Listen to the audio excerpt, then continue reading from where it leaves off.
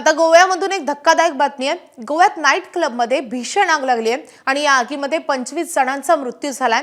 मृतांमध्ये 3 महिला 3 ते 4 पर्यटकांचाही मृत्यू झालाय, तर मृतांमध्ये बहुतांश क्लबचे कर्मचारी असल्याची माहिती कळते। सिलेंडरमुळे स्फोट झाल्याची प्राथमिक माहिती मिळते।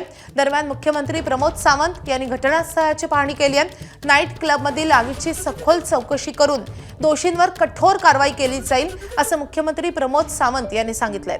दरम्यान मृतांच्या नातेवाईकांना प्रत्येकी 2 लाखांची मदत आणि जखमींना 50,000ची मदत पीएमओ कडून जाहीर करण्यात आली आहे।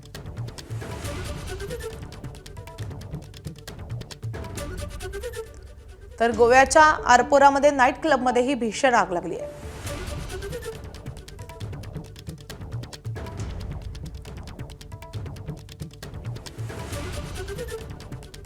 तर आग लागलेल्या नाईट क्लब बाहेरून या सगळ्या परिस्थितीचा आढावा घेतलेला आहे आमचे प्रतिनिधी गणेश ठाकूर यांनी। गोव्याच्या इतिहासामध्ये याआधी इतकी मोठी घटना ज्यामध्ये 25 लोकांचे मृत्यू झाली नव्हती आणि आज काल रात्री मी सांगतो याच बीच बाय रोमिओ लेन या हॉटेलमध्ये आग लागली आणि यामध्ये जवळपास 25 लोकांची मृत्यू झाली आहे, ज्यामध्ये जवळपास 3-4 पर्यटक आहेत आणि त्यासोबतच जे इतर मृत्यू ज्यांची झालेली आहे ते या हॉटेलचे स्टाफ आहे। आता गोवा पोलिसांनी या पूर्ण जागेचा ताबा घेतलेला आहे। आपण पाहू शकतो की इथं गोवा पोलीस आता आत जात आहेत आणि या पूर्ण जागेला आता सॅनिटाईज केलं गेलं आहे। पोलिसांनी आता कंट्रोलमध्ये ठेवलं आहे।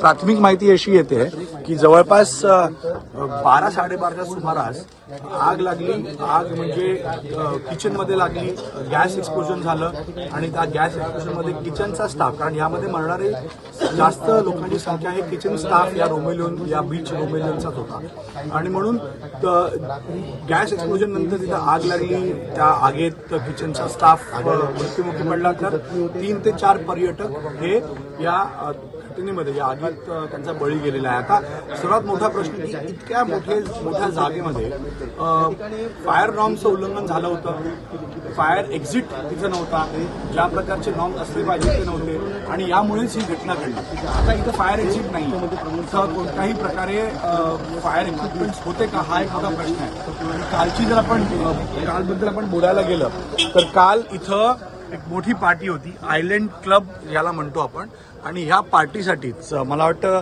5 आणि 6 तारखेची पार्टी होती। डीजे निकी ही इथं येणार होती आणि यासाठी संख्या लोकांची इथं जास्त होती। ज्या प्रकारे हे क्लब्स बनतात इथं या क्लबचं स्ट्रक्चर लाकडी असतं, यामध्ये असे मटेरियल वापरले जातात जेणेकरून ज्याला जर आग लागली तर ते स्प्रेड करतं आणि म्हणून मला वाटतं की आग लागल्यानंतर इथे आपण पाहतोय बाहेरही लाकडी स्ट्रक्चर आहे आणि वरती आपण जे सुखी जे आपण हे म्हणतो ग्रास म्हणतो ते इथे लावलं गेलं। अशा प्रकारचं स्ट्रक्चर असल्यामुळे आग पेटली असेल, त्यामुळे एवढी मोठी घटना घडली। आता चौकशी केली जाईल आणि चौकशीनंतर स्पष्ट होईल। मात्र आता प्राथमिकता आहे की अशा घटना घडू नये यासाठी आता गोवा सरकार प्रयत्नशील आहे। गणेश ठाकूर, एबीपी माझा, गोवा।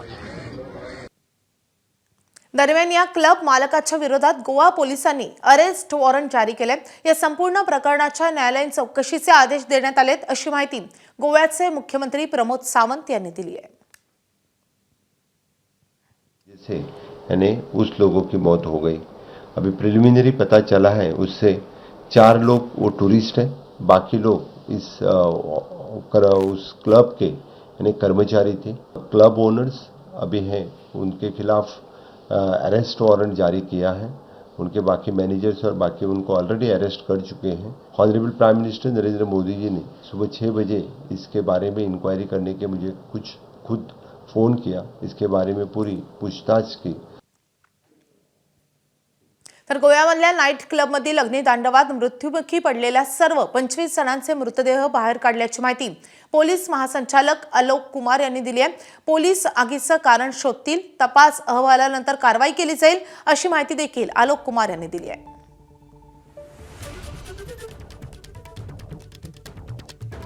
अपेरेंटली ज़्यादातर जो दिखाई दे रहे हैं अभी तक, जो प्राइम एफएसआई और इनिशियली हम लोगों ने देखा है वो स्टाफ दिखाई दे रहे हैं। और कुछ लोग इसमें विजिटर भी हो सकते हैं और जल्दी हम इसको इस्टेब्लिश कर लेंगे। ज़्यादा शायद तादाद नहीं थी उस समय टूरिस्ट की, और जब आग लगी तो ज़्यादातर जो लोग थे जो वहाँ खाना वाना खा रहे थे वो लोग वहाँ से निकलने में सफल हुए। एबीपी माझा, उघडा डोळे बघा नीट.